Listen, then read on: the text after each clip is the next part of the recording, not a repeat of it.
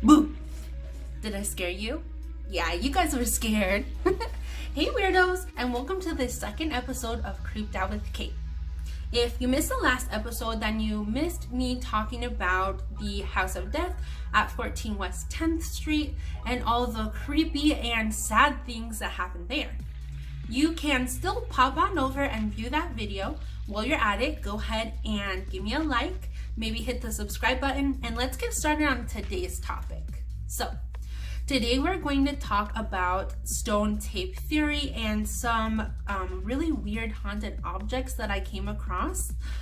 So stone tape theory first is the idea that like hauntings or ghosts can impart their emotions or their energy into objects or into their surroundings, and then at a later time it can be accessed or replayed under just certain circumstances, I guess.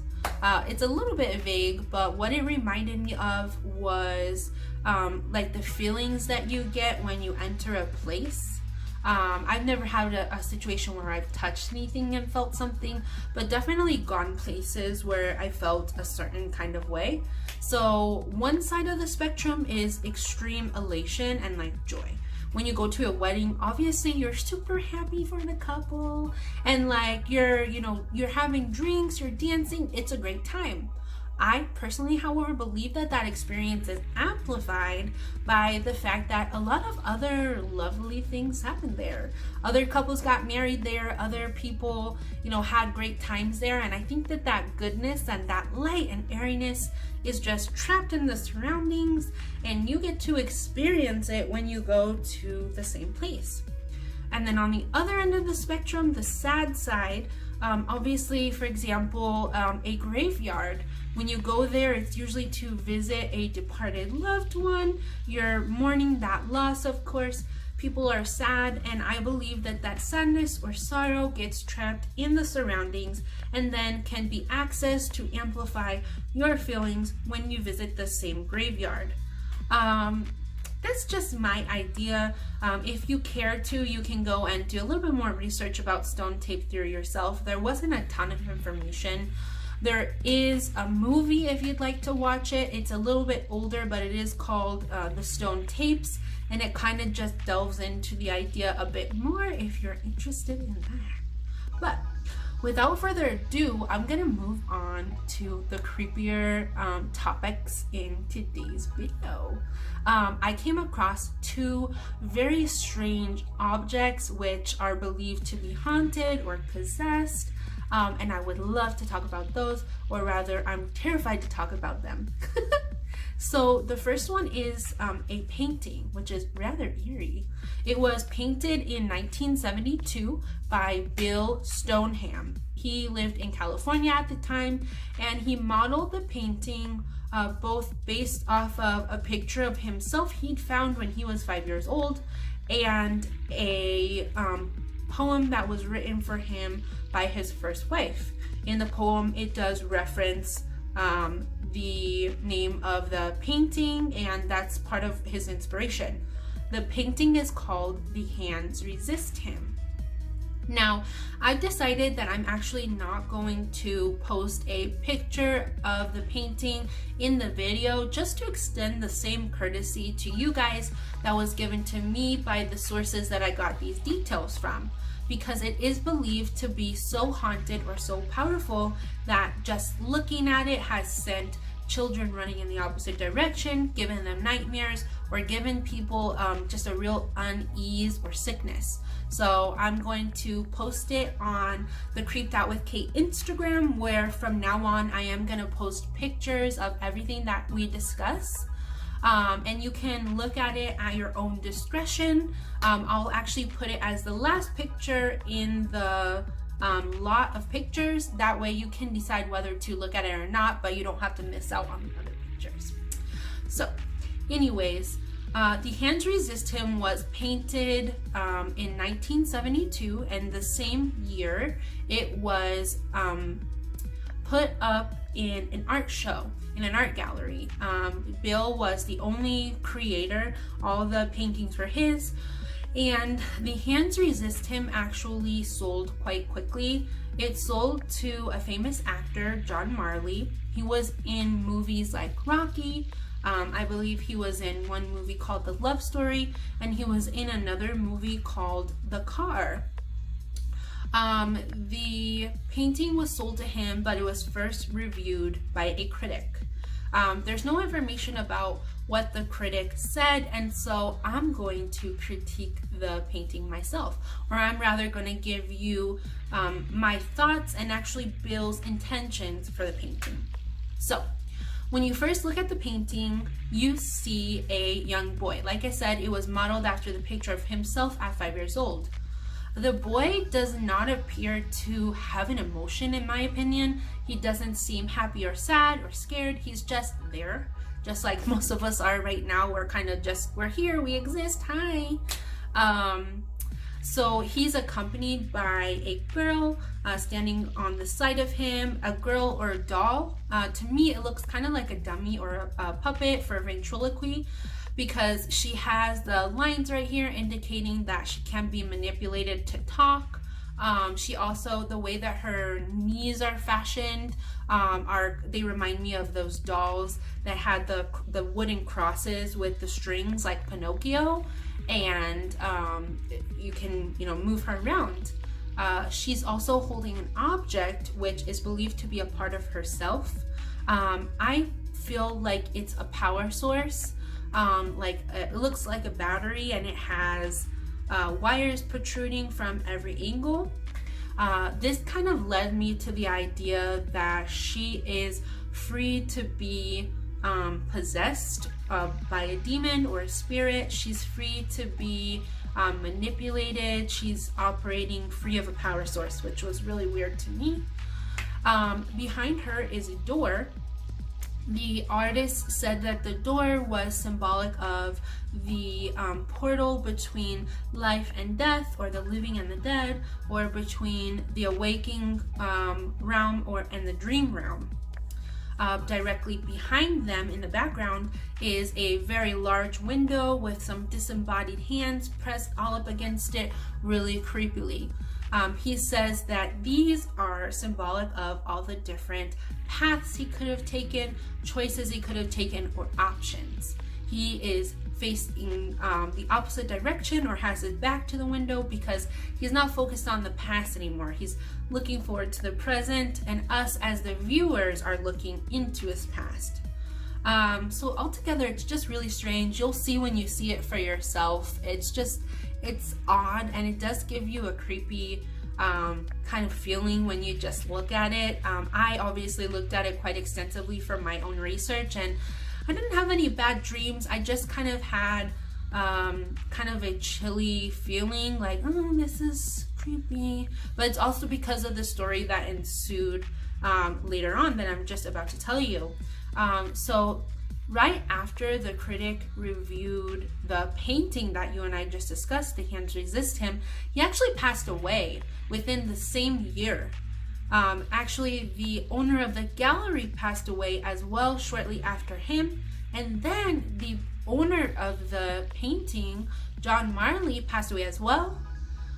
It is a bit far-fetched for me to say that he passed away due to his possession of the painting, because it was said that he passed away due to some surgical complications, but it's still quite strange to me that they all passed away in the same year after having handled the painting.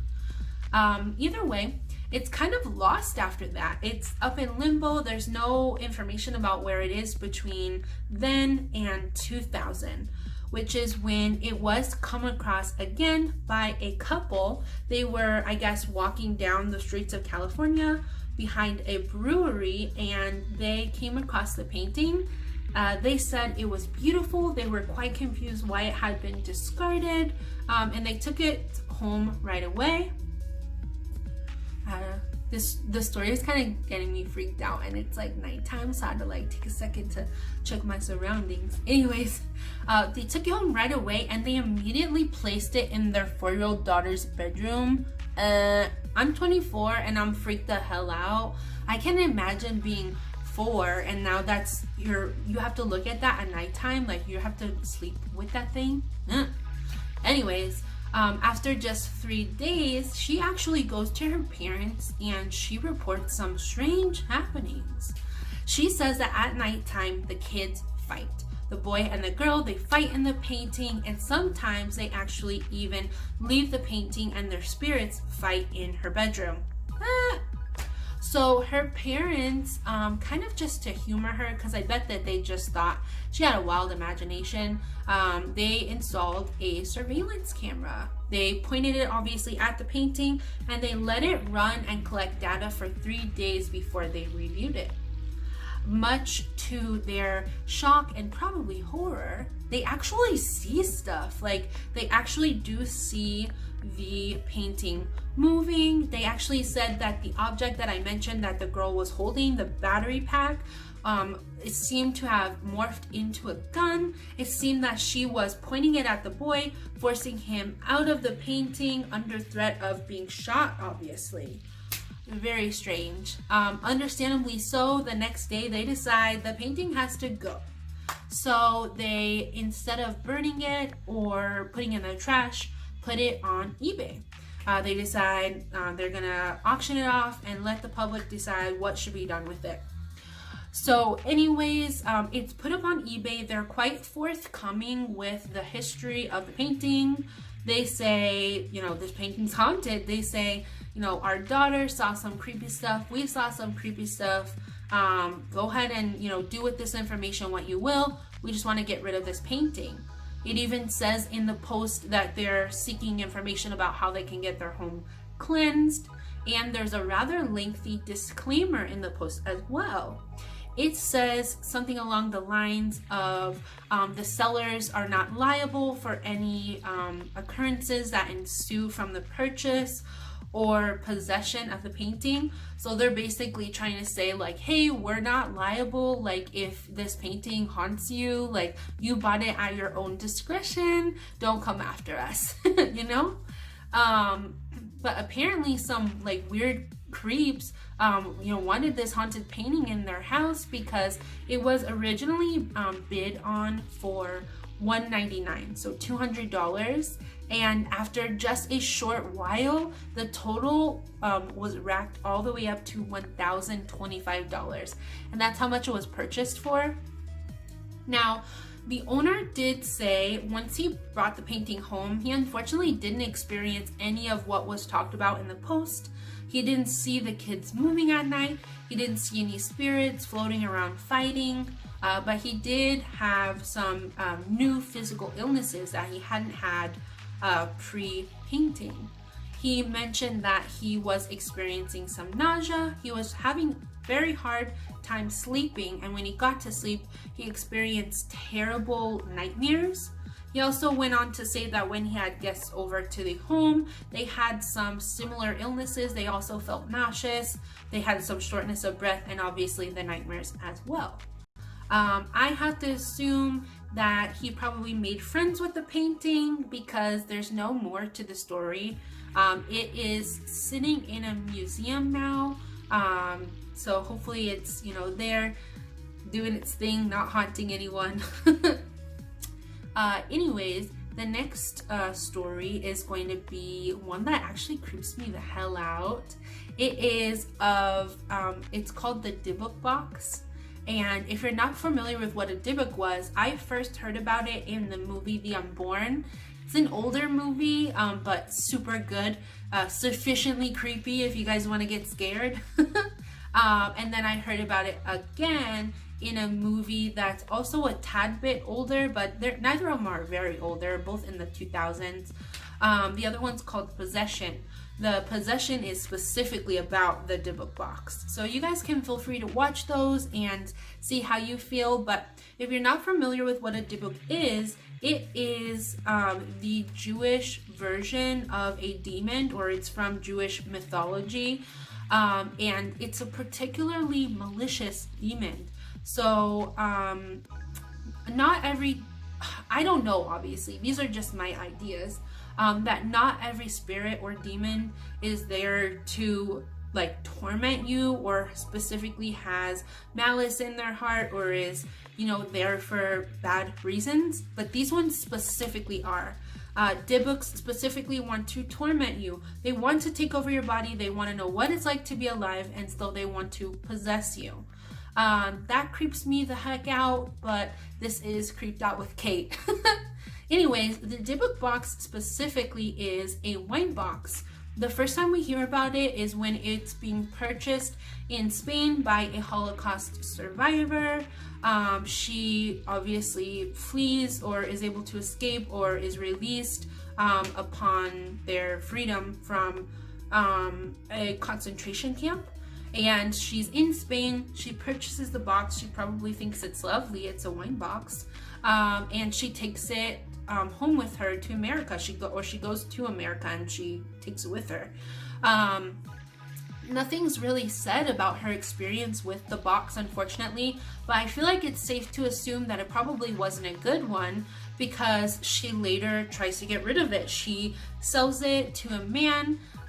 She explains it's a family heirloom, but she doesn't want it anymore. And when the man tries to give it back to her, she says, we don't want it. We actually never even used it. It sat in my it sat in my grandma's sewing room.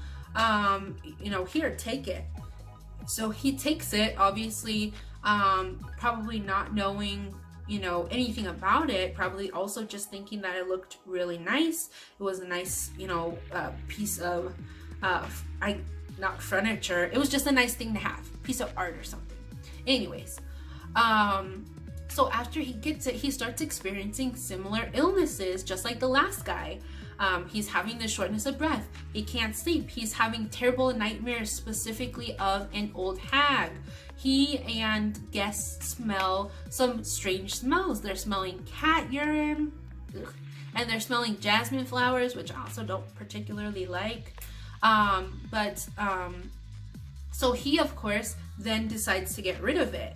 Now, I really don't understand his thought process, but he decides to give it to his mom for her birthday. What? Anyways, the same freaking day, the mom has a stroke. Now, I don't believe that it was a stroke in the slightest. I think what happened was she thought the box was beautiful just like everyone else. She was handling it, she was looking at it, she was observing it, and probably summoned or freed or woke up the Dybbuk that supposedly possesses it. And I think that he was probably trying to torment her, trying to possess her, and what people thought was a stroke was actually her trying to fight her way out of this experience.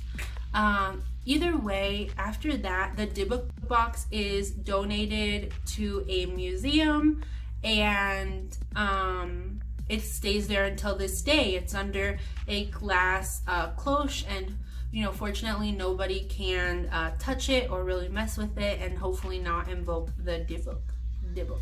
I said it with a V, but it's with a B. Anyways, so that's the story for today, guys. I love that you're here watching with me. I love that I found this avenue to express my love for all things creepy. And I just want to thank you guys so much for watching. Feel free to head over to the Creeped Out with Kate Instagram to get creeped out all over again. Take a look at all the pictures. And I have some really exciting news for you guys. Next week is Cupcake Week. We're gonna make some cupcakes. I think on the spot I'm gonna make up a creepy story for you guys, and we're just gonna have a ton of fun. So if you haven't already, go ahead and hit the like button. Go ahead and give me a subscribe. If you'd like, you can definitely share me with your friends. That'd be nice. And aside from that, I hope you have a lovely rest of your week. I'll see you guys next Saturday, and goodbye.